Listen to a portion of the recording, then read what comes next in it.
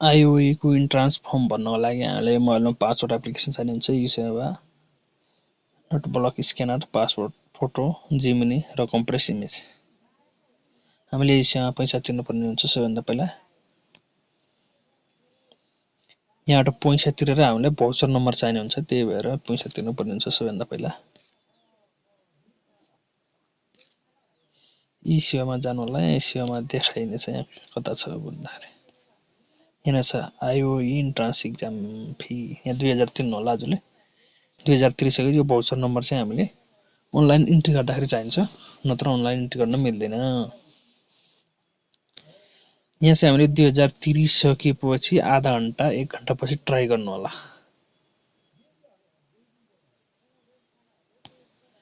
यहाँ आफ्नो नाम हाल्नु होला, जन्म मिति हाल्नु होला, फोन नम्बर हाल्नु होला र 2000 हालेर प्रोसिड गर्नु होला। र गरिसकेपछि चाहिँ त्यहाँबाट भाउचर नम्बर आउँछ, त्यो भाउचर नम्बर चाहिन्छ। 1 आधा घण्टा पछि ट्राई मार्नु होला।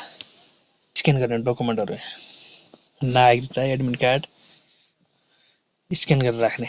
हामीले कुनै पनि डकुमेन्ट स्क्यान गर्दाखेरि 200 KB भन्दा माथि हुनु भएन। यदि 200 KB भन्दा ठुलो माथि भयो भने यहाँ कम्प्रेस गर्ने। यहाँनिर छ कम्प्रेस। 1200 KB हुन्छ भने हजुरले 200 हानेर प्रोसेस गर्ने। यहाँ कम्प्रेस गर्न मिल्छ चुज गरेर। त्यसपछि पासपोर्ट साइजको लागि हामीले जिमिनीमा जान पनि मिल्छ। यदि हजुरले सिम्पल खिच्ने एउटा फोटो दुईटै कान आउने गरेर हल्का लाइट राम्रो आउने गरेर त्यसपछि यहाँ जिमिनीमा गएर यहाँ फोटो यसरी अपलोड गर्ने र यहाँ प्रम्प हान्ने। यदि यहाँ कोट लगाएको पोइन्ट त्यस्तो प्रम्प हान्नु छ, यस्तो प्रम्प हान्नुपर्ने हुन्छ। यो चाहिँ म कमेन्ट बक्समा दिनेछु। यो प्रम्प हान्दाखेरि फोटो चाहिँ यस्तो हुनेछ। entrance.ioe.edu.np हान्ने। हानिसकेपछि एउटा होम पेज खुल्नेछ। यस्तो होम पेज खुलिसकेपछि हामीले यहाँ रेजिस्ट्रेसनमा जाने।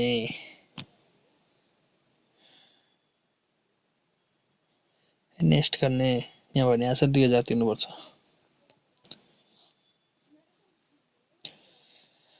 पहिलो पेजमा क्याप्चामा जाने। यदि क्याप्चा राम्रो लागेन भने रिसेट यसरी गर्न मिल्छ। बुझ्दैन भने यसरी गर्दै जान पनि मिल्छ।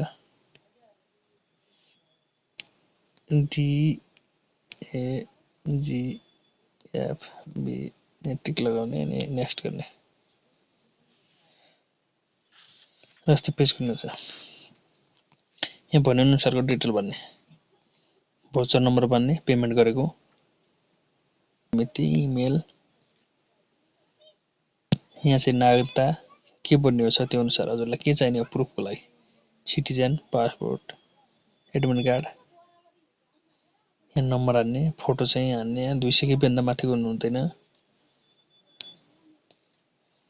यहाँ चाहिँ अगाडिको स्क्यान गर्ने, पछाडिको स्क्यान गर्ने। एडमिट कार्ड र ग्रेड सिट +2 को रिजल्ट आइसकेको छ, ग्रेड सिट राख्दा हुन्छ। एड्रेस हान्ने, आफ्नो एड्रेस जे छ। एसएलसी कहाँ परेको एसएलसी हान्ने। बोर्ड के हो त्यो अनुसार हान्ने। सिम्बल नम्बर एसएलसी को हान्ने, एसएलसी को पर्सेन्ट सबै हान्ने। त्यसपछि कलेज गर्न +2 को हान्ने। के पढ्यो रिप्लाई दिने, जे पढेको छ आइएससी पढेको। बोर्ड के हो एनएबी जे छ त्यो नम्बरसम्म कलेज सबै हान्ने। त्यसपछि चाहिँ पुलचोकमा हान्ने भने पुलचोकमा हान्ने र यहाँ डेट छान्ने, कहिले 27 गते कति बजे 4 बजे। आमा बुवाको नाम हान्ने।